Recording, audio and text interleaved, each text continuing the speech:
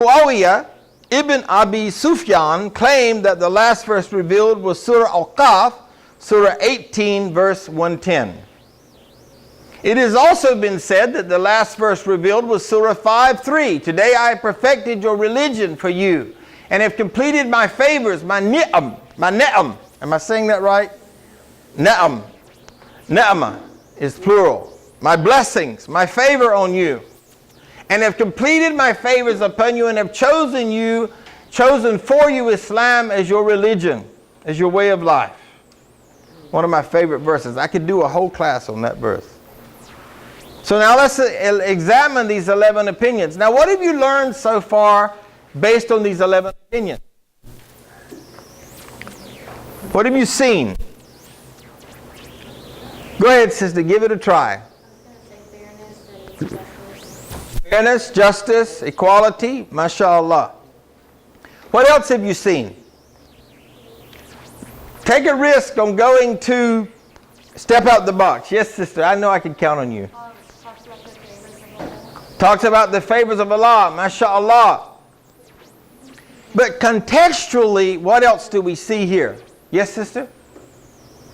Oh, okay.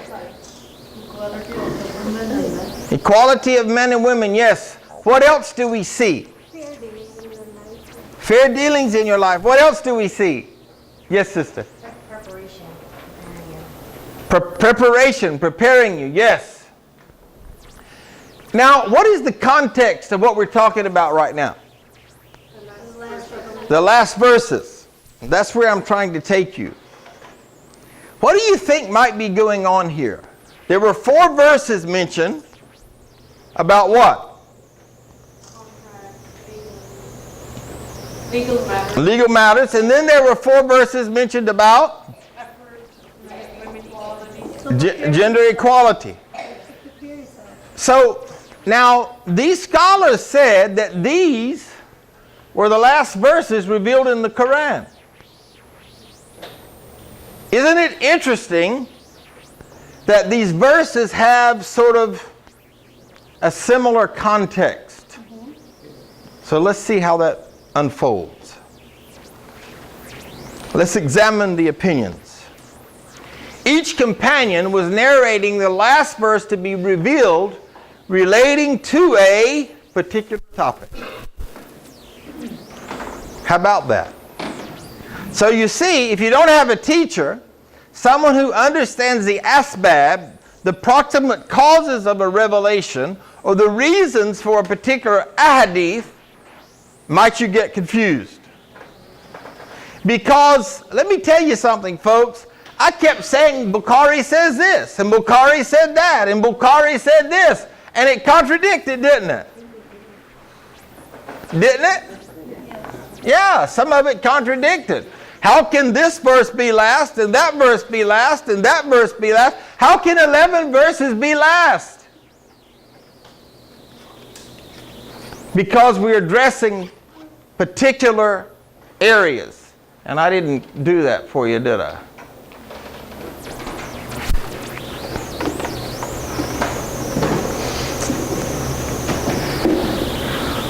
Something is definitely... Okay, alhamdulillah. Each companion was narrating the last verse to be revealed relating to a particular topic. I meant to put verses. Al-Bara ibn Azib was referring to the final verse revealed concerning inheritance. Remember when I said someone who doesn't have ascendants and descendants? Well, what does that have to deal with? Writing a will, right? Thank you. Very good. Who said that? MashaAllah. I'm impressed. You get bonus points.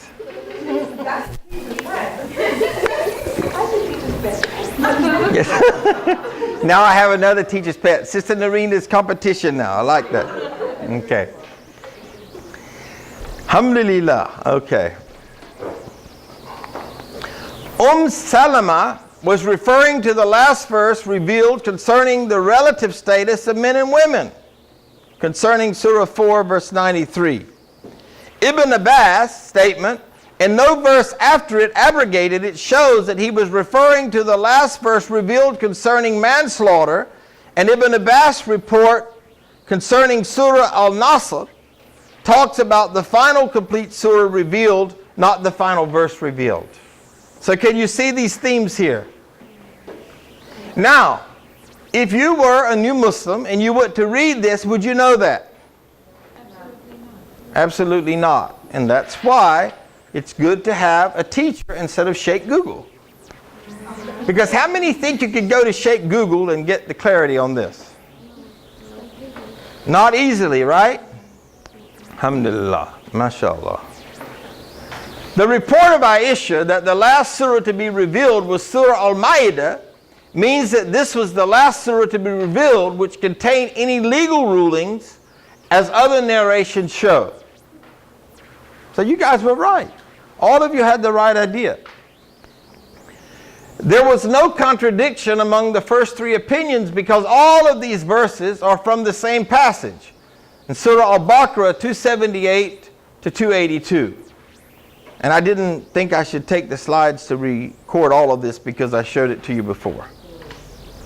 It is possible that all these verses were revealed together, because they are together. Allahu Alam. Allah knows best. The remaining narrations deal with very late revelations, but not the last. Okay. Are you surprised to hear what you're hearing today?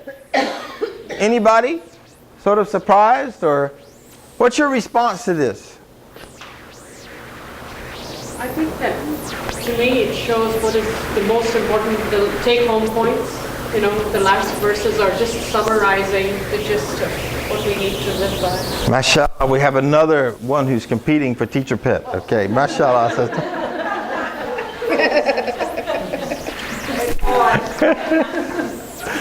The strongest opinion is the first one, since it explicitly mentions that hardly a week remained between its revelation and the Prophet ﷺ's death. And most scholars do say that that was the final verse when he died just shortly after that verse was revealed. Remember the first opinion that I gave you? Okay, alhamdulillah. The meaning of the verse also strengthens this opinion as it refers to death and the day of resurrection. One of my teacher's pets said that. They recognize that. And fear the day in which you will return to Allah. Then everyone will be paid what he earned, and they will not be dealt with unjustly. Surah 2, verse 181. Oh, thank you, 281. That's another sign of age. You can't see. It's good. Although I had an eye exam this weekend, they said I had 20/20 vision. Imagine that. MashaAllah. There is a free clinic next week. Alhamdulillah. Okay. Okay. Alhamdulillah. Surah 5:3. Today I have perfected your religion for you is commonly believed by most Muslims to be the last verse revealed. However, this is definitely not the last revelation. This verse was revealed on the day of Arafah at the farewell pilgrimage, a number of months before the Prophet ﷺ's death. Because it refers to the completion of Islam, many Muslims thought that this signified the end of revelation. Let me ask you, why do you think the Prophet Muhammad ﷺ had to go and do pilgrimage before he died? MashaAllah. Not only that we would follow suit, but what else? We would know what to do. Would we have known what to do if the Prophet ﷺ had not recorded it? It had not been given to him by Allah, we wouldn't have known what to do. Alhamdulillah. What is actually meant by this verse, however, is that all the verses dealing with rulings on halal and haram have been revealed. That's what this verse is saying. As of this date, all the verses that are dealing with halal and haram have been revealed, folks. Halal and haram, thank you. I actually do know that they are. MashaAllah. I like that. Way to go, man. I'm impressed. So you get bonus points. Now we got another teacher's pet. All right. MashaAllah. But I'm impressed because to take a class and to remember that kind of information, mashallah. This also explains Aisha's opinion that the last surah to be revealed was Al-Ma'idah. For this verse, Surah 5 verse 3, is in Surah Al-Ma'idah, and it was the last surah dealing with legal rulings. It is clear in the hadith of Ibn Abbas that the revelation of the Quran continued to the Prophet until only days before he died. No major scholar ever held the view that Surah 5:3 was the last verse of the Quran to be revealed. Now I'm going to talk to you a little bit about the relevance of first and last verses, inshallah. Scholars focus on first and last revelations in general. Scholars also divide first and last revelations according to particular topics. So now I'm just reviewing a little bit. An example, number of verses dealing with mind-altering substances. I'm going to give you those. Now I want you to look at this first verse in Surah Al-Baqarah, verse 219. I'm transposing numbers. I think I have dyslexia today. They ask you concerning intoxicants and gambling. Say, in them is great harm and also some benefit to mankind. But the harm that is caused is greater than the benefit that is gained. So what is the verse saying here? Is it saying thou shalt not have intoxicants?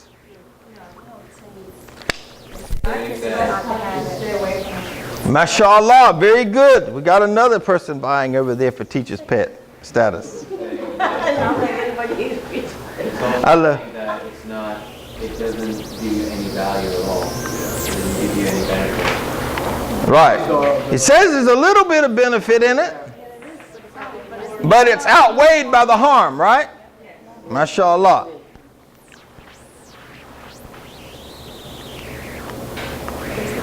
The next verse that was revealed restricted the consumption of intoxicants such that they could only be drunk after Isha prayer. Surah 4:43. Oh, ye who believe, do not approach the prayers in a state of drunkenness. Now I want to tell you something, folks. This is what Sheikh Google can do to you. I had a revert come to me one day, and I was teaching a class, and I said, in Islam, intoxicants are haram. You can't be hitting that ganja, and you can't be tipping that glass. He said, oh no, brother. He said Surah 4, verse 43. All of a sudden he was a scholar. And he wanted to holler. He said, oh, you who believe, do not approach the prayer in a state of drunkenness. He said, I can drink as long as I'm not drunk when I get ready to pray. I wiped the sweat off my head. I said, woo, all right. What exactly does that mean then? Well, what are we talking about? Remember the order of revelation. So now let's remember the social context here.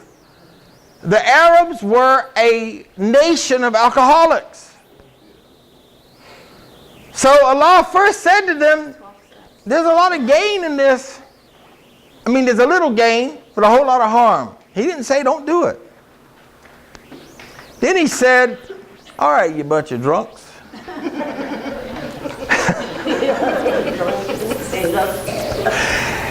Do not approach the prayers drinking. So what did we say? You could only drink when? After Isha. So after the true dark, when nobody can see you, you can get drunk. But you got to be sober by the time Fajr comes in. That's just not, that's all my life. Hold on. I'm going to tell you, just be patient, brother. Remember, it doesn't make sense because you're not looking at it in the context. You see, Allah was so merciful from that first revelation to the third one I'm going to read was 8 years. He gave the believers 8 years to give up alcohol. I'm going to show you the verse in a minute. Get you a little excited. Build a little anticipation here. But wait a minute now. Look at the wisdom. You see, in the Muslim community, they think that the day you become Muslim, you ain't never supposed to have a glass of wine again. If you've been drinking a glass of wine every day of your life, all of a sudden, you're supposed to give everything up that day. Was that the mercy of Allah? Is that what indicated by these verses? No. This is the mercy that we need to mete out to reverts when they come to this religion. We need to be loving to them and say, I can understand why you think there's some gain in gambling. Yeah, I know you won that car in a raffle and all. But what does it do to society? Look at all the people that daddy gets his paycheck on Friday and spends it all, and mama has no money to buy groceries for the children on Monday. Or daddy goes out, and because he's imbibed, he sees a woman that because he's intoxicated looks more attractive than his wife. And 9 months later, there's a new kid on the scene. And then that wife is humiliated. And those children are humiliated. You see, Islam looks at the whole picture. What something does to the whole of society. Not the individualistic approach of the Western world. It's all about I, me. What do I want? Let's look at the beauty of the third verse here. The last verse, to be revealed concerning intoxicants, prohibited any amount of consumption. He said, I'm sorry. And he didn't say, I'm sorry. He said, you can't get drunk anymore at night. No. This is it. I gave you 8 years. The ahadith about this says that they poured the wine out of the streets. This date wine is like red in color. The animals were drunk from the fumes. It looked like, they said in the ahadith that it looked like blood flowing through Mecca. Perfume of alcohol. The perfume of alcohol. It's called a contact high. 8 years Allah subhanahu wa ta'ala gave people to give up alcohol. Today our masajids won't even have an AA group. I live for the day that we have one. Because we have problems in our community. Yes. I'm going to get you, sister, forgive me, I forgot you. As a matter of fact, a couple of years ago, there was a man in our community that was about to die because of alcoholism. And the only place I could get for him was the Salvation Army because I have a relationship with them.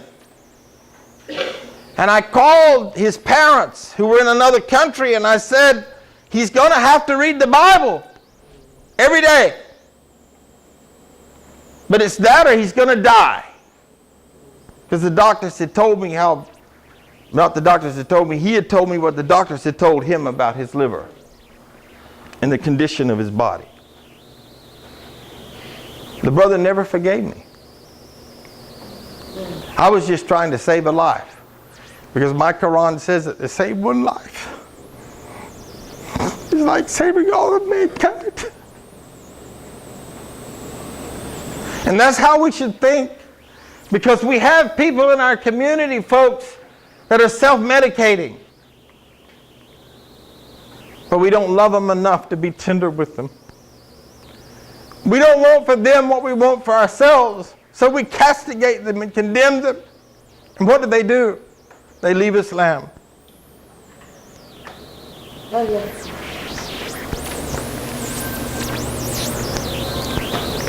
So does everybody understand it now? There were 3 verses revealed about alcohol. 8 years. Yes. I want to share something with you folks. There were Sahaba that are guaranteed paradise that died with alcohol in their breath. But our community can't wait to condemn somebody, criticize somebody, and step on their head instead of opening doors and loving them and creating a way for them. That's the way of Allah. That's the mercy of my Lord. And that's the mercy of Islam. But a lot of us never get to see that. Because we live in communities that just condemn and condemn and condemn and criticize and criticize and criticize. Haram, haram, haram. You know, psychologically, they say that the word that a 3-year-old hears more than any other word is what? No. Well, the word that a revert hears more than anything is haram, haram, haram, haram. It's like this mantra. If all you ever tell me is what is haram, that's all I'm ever going to know, and that's all I'm ever going to do. Tell me what's halal. Tell me about the mercy of Allah. Tell me about the love of Allah.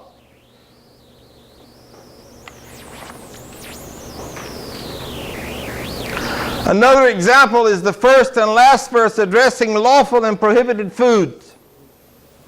The first verse revealed was during the Meccan stage. And we're going to be learning, not this week, but we're going to be learning about the Meccani and the Madani verses. The verses revealed in Mecca and Medina. And what are the characteristics of those verses? Inshallah, next week we'll be learning that. We might touch on it today, Allahu Alam. Oh, we got to pray at 1 o'clock. Thank you. Alhamdulillah, what would I do without you guys? I get passionate and I forget time. You can't tell, can you? Say, I do not find in that which has been inspired to me anything forbidden to eat by one who wishes to do so, except if it be a dead animal, or blood poured forth, or the flesh of swine, for that is surely impure, or the impious meat that has been sacrificed to other than Allah. Who were we speaking to at this time?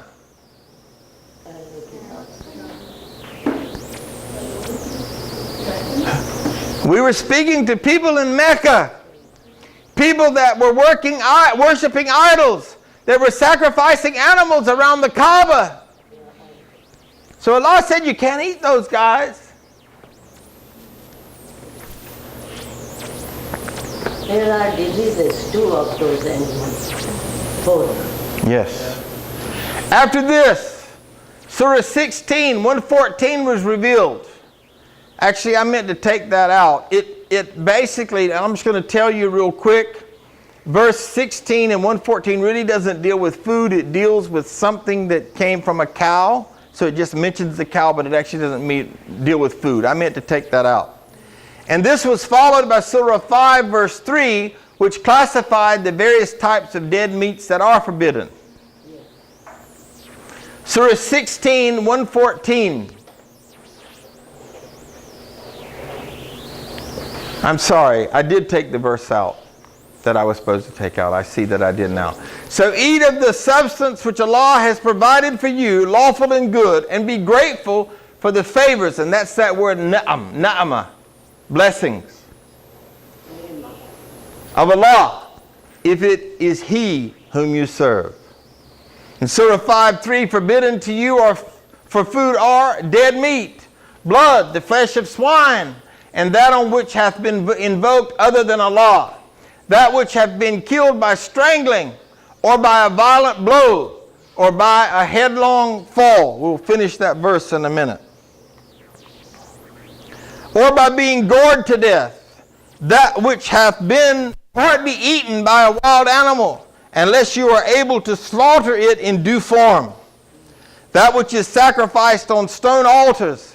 Forbidden also is the division of meat by raffling with arrows. That is impiety. What is the meaning of impious? Not pious. Means doesn't have taqwa. If you're impious, you don't have taqwa. Pious means I have taqwa. Impious means I don't have taqwa. Good question. Oh, I'm sorry. And I didn't get to you, sister. Please forgive me. No, please. So sorry. That's all right. We've moved on. But actually, just raffling with arrows, that means if you go bow hunting, you can't eat. No. Raffling means a game. Like a betting game. It's sort of a gambling for meat. Or like sport. Yeah, but it's not sport because you're allowed to hunt Islamically. Hunting is allowed. As a matter of fact, one of my favorite verses in the Quran, when people want to tell me that dogs are haram, is the one where it says the hound, you're allowed to eat the meat that the hound chases down. So if the hound can chase my meat down and it's allowed for me, how can the dog be haram? Come on now, folks. Don't believe everything you hear. If they don't show it to you, don't buy it. Yes, brother. My friend told me about a hadith where, like, he said, like, the prophet had a dog and they had to, like, chase him down an animal. And, like, I guess they had to, like, kill the animal. And when he get there was an animal that was just like it. So he didn't know which one was his, like, which one the dog killed. So he just let both of them. He was unsure. I don't know of this hadith, brother.